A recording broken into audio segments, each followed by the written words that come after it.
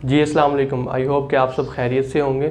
अपनी public international law की आज की वीडियो में हम डिस्कस करने जा रहे हैं स्टेट्स इन जनरल, जो टॉपिक है एलएलबी ऑनर्स की आउटलाइन में। इस वीडियो में हम दो चीज़ें डिस्कस करेंगे। सबसे पहले ये कि स्टेट और उसके एलिमेंट्स कौन कौन से हैं। सेकेंडली हम चीज़ डिस्कस करेंगे doctrine of rights and duties of states. तो सबसे पहले स्टार्ट करते हैं स्टेट के साथ।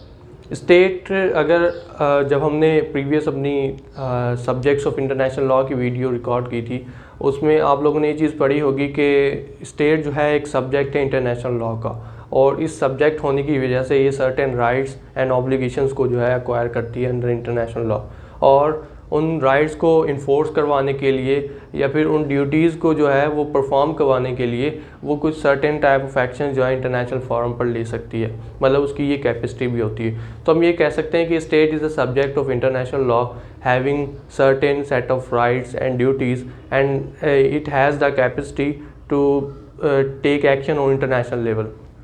स्टेट की अगर स्पेसिफिक डेफिनेशन की बात की जाए तो इंटरनेशनल लॉ के अंदर या फिर पॉलिटिकल साइंस के अंदर स्टेट की कोई एक एग्जैक्ट जो है यूनिफॉर्म डेफिनेशन नहीं है, लेकिन जो इसके एसेंशियल्स हैं, जो इसके मतलब एलिमेंट्स होते हैं स्टेट के, वो तकरीबन जो है सब पॉलिटिकल थिंकर्स ने सेम दिए हैं।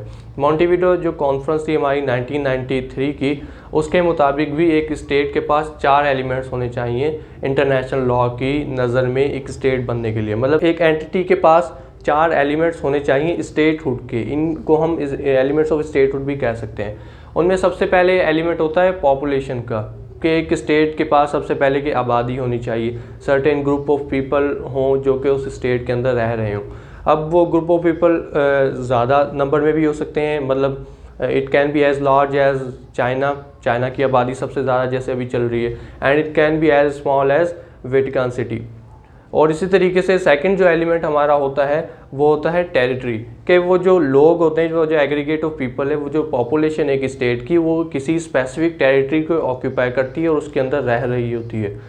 तो वो एक जो टेरिटरी है उसके लिए भी कोई लिमिटेशन नहीं है, वो भी मतलब इतनी बड़ी भी हो सकती है कि जैसे रशिया होगी, और इतनी छोटी भी हो सकती है टेरिटरी जैसे वेटिकन सिटी हो गया। फिर उसके बाद जो है थर्ड एलिमेंट हमारा होता है गवर्नमेंट। गवर्नमेंट एक ऐसी मशीनरी है जो कि एक स्टेट के अफेयर्स को रेगुलेट करती है, उसके जो एडमिनिस्ट्रेटिव जो मैटर्स होते हैं उनको रेगुलेट कर रही होती है रोज़मर्रा की बेस के ऊपर। तो थर्ड एलिमेंट जो है एक स्टेट का वो गवर्नमेंट होती है, कि स्टेट के अंदर एक गवर्नमेंट भी होनी चाहिए। फोर्थली जो स्टेटहुड का एलिमेंट हमारे पास है वो है सॉवरेनिटी, इंडिपेंडेंस ऑफ स्टेट, कि स्टेट जो है वो internally as well as externally जो है वो इंडिपेंडेंट होनी चाहिए, ताकि वो अपने जो फैसले जो हैं वो खुद ले सके without the influence of other states. तो ये 4 एलिमेंट्स अगर एक स्टेट के पास हैं तो स्टेट जो है वो क्वालिफाई करती है under international law to be a subject of international law, और उसको हम इंटरनेशनल लॉ की नज़र में एक स्टेट फिर मान सकते हैं। उसके बाद हम अगर डिस्कस करें doctrine of rights and duties, तो ये डॉक्ट्राइन दरअसल जो है नेचुरलिस्ट जो ज्यूरिस्ट होते हैं उन्होंने दिया है। नेचुरलिस्ट जो ज्यूरिस्ट के मुताबिक एक स्टेट जैसे कि एक ह्यूमन बीइंग होता है, उसके पास सर्टेन राइट्स एंड ड्यूटीज़ होती हैं, बिल्कुल इसी तरीके से नेचुरलिस्ट के मुताबिक जो स्टेट्स होती हैं उन्हें भी इंटरनेशनल लॉ के अंदर सर्टेन राइट्स एंड ड्यूटीज़ जो है वो मिलती हैं, जो कि उन्हें फुलफ़िल करनी होती हैं या फिर जो कि उनके अगेंस्ट जो है फुलफ़िल की जानी चाहिए। उन राइट्स एंड ड्यूटीज़ में सबसे पहले हम राइट्स को डिस्कस करते हैं।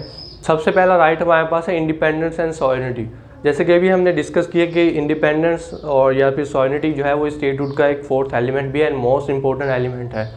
इसी तरीके से ये एक स्टेट का राइट भी होता है कि एक स्टेट का ये राइट है कि वो इंडिपेंडेंट और सॉवरेन रह सके इंटरनेशनल लॉ के अंदर, मतलब कि वो क्या करना चाहती है, उसके फैसले क्या होंगे, उसने किस तरीके से एक्ट करना है, इन मामलात के अंदर कोई दूसरी स्टेट उसके ऊपर इन्फ्लुएंस ना करे, वो अपने जो इख्तियारात हैं वो खुद ही इस्तेमाल करे in its own territory as well as with regard to its affair with other states, कि उसके स्टेट दूसरी स्टेट्स के साथ मामलात क्या होंगे वो खुद तय करेगी, सॉवरेन होगी, और उसकी टेरिटरी के अंदर क्या हो रहा है क्या नहीं हो रहा है वो भी उसकी इंडिपेंडेंस होगी, सॉवरेनिटी होगी, बिल्कुल खुद डिसाइड करना।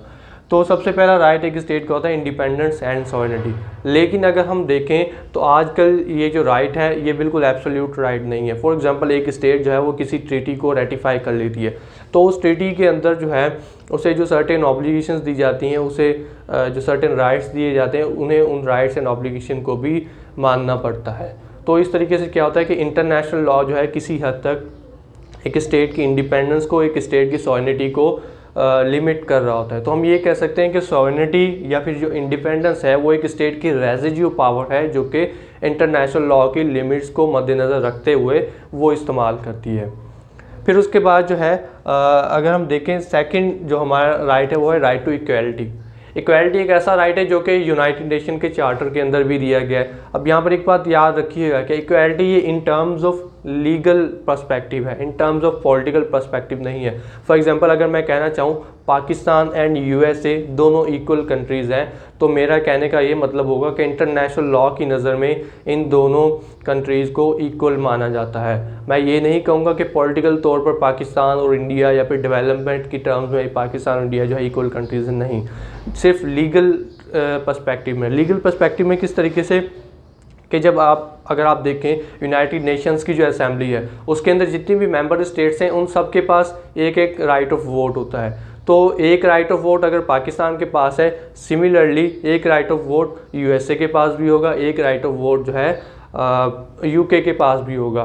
हालांकि अगर देखा जाए तो पॉलिटिकल पर्सपेक्टिव से दे आर नॉट इक्वल, लेकिन जो है इंटरनेशनल लॉ की नज़र में इन स्टेट्स को एक इक्वल स्टेटस जो है वो दिया जाता है। फिर उसके बाद हमारे पास आता है थर्ड राइट, वो है टेरिटोरियल जुरिसडिक्शन, कि एक स्टेट की उसकी टेरिटरी से रिगार्डिंग जो है जुरिसडिक्शन होगी।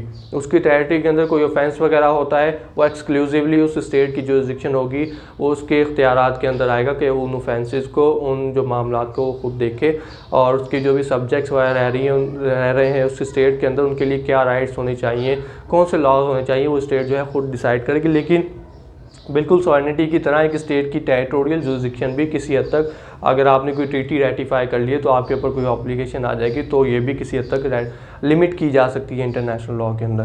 फिर उसके बाद फोर्थ हमारा राइट है वो है सेल्फ डिफेंस का राइट, सेल्फ डिफेंस या सेल्फ प्रिजर्वेशन का राइट। ये वो वाला राइट है जो कि यूनाइटेड नेशन के चार्टर के अंदर भी आपको दिया जाता है। जब हम आगे जाकर कुछ ऑब्लिगेशंस पढ़ेंगे तो उन ऑब्लिगेशन में सबसे पहले जो है हम एक ऑब्लिगेशन ये भी पढ़ेंगे कि right duty not to threat और यूज़ थ्रेट ऑफ फोर्स।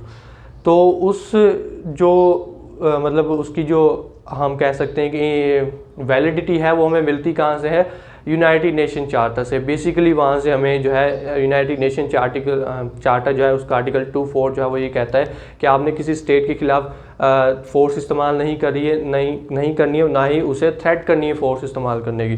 तो जहाँ पर एक जगह पर यूनाइटेड नेशन चार्टर जो है स्टेट्स को ये मना करता है कि आपने ना ही फोर्स इस्तेमाल करनी है और ना ही फोर्स इस्तेमाल करने की थ्रेट किसी कंट्री को देनी है, तो उसी जगह पर यूनाइटेड नेशन का चार्टर ही सेल्फ डिफेंस और सेल्फ प्रिजर्वेशन का राइट भी देता है कि स्टेट जो है उनके पास एक राइट होगा कि वो इंडिविजुअली या फिर कलेक्टिवली तौर पर किसी दूसरी स्टेट के खिलाफ जो है वो आर्म अटैक जो है वो कर सकती हैं, सिर्फ ऐसी सूरत में अपने बचाव के लिए। क्योंकि टर्म अगर आप देखें तो खुद ही टर्म कह रही है सेल्फ डिफेंस के लिए, अपने डिफेंस के लिए किसी दूसरी स्टेट के खिलाफ कलेक्टिव या इंडिविजुअल जो है वो हथियार उठाए जा सकते हैं। तो ये तो हो गए हमारे 4 किस्म के राइट्स, जो कि बेसिकली ये 4 वो वाले राइट्स हैं। ये लिस्ट बिल्कुल एग्जॉस्टिव नहीं है, बल्कि वो वाले राइट्स हैं जो कि ज़्यादातर स्टेट्स को मिलते हैं। इसके अलावा हमारे पास जो इंटरनेशनल लॉ में ड्यूटीज़ हैं अब हम उनको डिस्कस कर लेते हैं। जी, तो इंटरनेशनल लॉ के अंदर हमने राइट्स को डिस्कस किया, अब हम डिस्कस करते हैं कि doctrine of duties of state के अंदर कौन कौन से जो मतलब ये भी मैं फिर से कहना चाहूँगा कि लिस्ट जो है वो एग्जॉस्टिव नहीं है, लेकिन कुछ जो बेसिक उसमें से ड्यूटीज़ जो है वो हमने यहाँ पर लिस्ट की हुई है। सबसे पहले स्टेट की ड्यूटी होती है कि वो रिफ्रेन करेगी थ्रेट करने से या फिर यूज़ ऑफ फोर्स से। जैसे कि अभी हमने डिस्कस किया प्रीवियसली कि एक स्टेट की जो है वो यूनाइटेड नेशन चार्टर के अंदर भी इवन ये ऑब्लिगेशन है आर्टिकल 2(4) के अंदर कि उसने किसी दूसरी स्टेट को थ्रेट नहीं करना है और ना ही उसके खिलाफ फोर्स यूज़ करनी है। मतलब आर्म कन्फ्लिक्ट के ऊपर यहाँ पर एक किस्म की प्रोहिबिशन लगा दी गई, रिस्ट्रिक्शन लगा दी गई है। फिर उसके बाद जो है सेकेंडली उसके पास राइट ये होता है कि वो अपने जो इंटरनेशनल डिस्प्यूट्स होते हैं दूसरे स्टेट्स के साथ उनको पीसफुल या एमिकेबल मींस के थ्रू जो है सेटल करे, बल्कि इसके बजाय ये ना करे कि अगर किसी के साथ कोई मसला खड़ा हो गया तो उसके खिलाफ जंग का ऐलान कर दे। नहीं, ऐसे ना करे, उनसे पहले नेगोशिएशन करे, उनके साथ बैठे, टेबल टॉक करे, जो पीसफुल मोड्स होते हैं, amicable means of dispute resolution होते हैं, उनको इख्तियार करे सबसे पहले। उसके बाद अगर उन्हें कोई चारा नज़र नहीं आता है फिर उसके बाद जो है वो जो दूसरे coercive means of dispute resolution है उनकी तरफ जा सकती हैं। उसके बाद थर्डली हमारे पास जो ड्यूटी है वो ये है कि not to intervene in affairs of other state, कि दूसरी स्टेट के अफेयर्स के अंदर इंटरवीन नहीं करना है, लेकिन ये ड्यूटी भी किसी सर्कमस्टांसिस में पामाल की जा सकती है। जैसे कि जब मसला जो है वो ग्लोबल सिक्योरिटी का बन जाता है तो यूनाइटेड जो नेशन सिक्योरिटी काउंसिल है उनकी जो एक आर्मी होती है उसके तहत जो है स्टेट्स दूसरी स्टेट मतलब जो कि इंटरनेशनल लॉ को कंटिन्यूसली वायलेट कर रही होती है और जो ग्लोबल पीस होता है उसको थ्रेट कर रही होती है, तो ऐसी सूरत में उस स्टेट के अफेयर्स में इंटरवीन किया जा सकता है। लेकिन उसके अलावा जनरली जो एक स्टेट्स के ऊपर ड्यूटी होती है कि वो दूसरी स्टेट के अफेयर्स के अंदर मुदाखलत ना करे। फॉर एग्जांपल पाकिस्तान और इंडिया दो स्टेट्स हैं, इंडिया ने कोई लॉ पास कर दिया, वो इंडिया की सॉवरेनिटी है, इंडिपेंडेंस है, वो कर सकती है पास अगर उसके ऊपर कोई इंटरनेशनल ऑब्लिगेशन वहाँ पर नहीं थी। अब पाकिस्तान का यहाँ पर काम नहीं बनता कि उठकर जाकर जो है इंडिया के इंटरनल मामलात के अंदर जो है वो मुदाखलत करे, तो ये एक इंटरनेशनल लॉ के अंदर ड्यूटी होती है। फिर उसके बाद हमारे पास फोर्थली ये ड्यूटी होती है स्टेट के ऊपर कि उसने जो ट्रीटीज़ कन्वेंशन जो उसने रेटिफाई की हुई हैं उन ट्रीटीज़ और कन्वेंशंस के अंदर उसके ऊपर जो ऑब्लिगेशंस इम्पोज की जाती हैं उन ऑब्लिगेशंस को वो गुड फेथ के अंदर जो है वो फुलफ़िल करे। तो ये हमारी सर्टेन जो है वो ड्यूटीज़ होती हैं जो कि बिल्कुल एग्जॉस्टिव तो नहीं है, लेकिन बेसिक जो ड्यूटीज़ हैं जो कि doctrine of rights and duties के अंदर नेचुरलिस्ट ने डिस्कस की है। ये बेसिकली डॉक्ट्राइन जो है वो जो नेचुरलिस्ट थ्योरीज होते हैं, मतलब वो थ्योरीज जो कि नेचुरल लॉ को सपोर्ट करते हैं, उन्होंने दिया हुआ है। तो ये थी हमारी आज की वीडियो जिसमें हमने स्टेट के जो एलिमेंट्स थे उसके अलावा doctrine of rights and duties को डिस्कस किया। आई होप कि आप लोगों को समझ आया होगा। इंशाल्लाह आपसे मुलाकात होगी अपनी नेक्स्ट वीडियो में, तब तक के लिए स्टे ट्यून्ड। अल्लाह हाफिज़।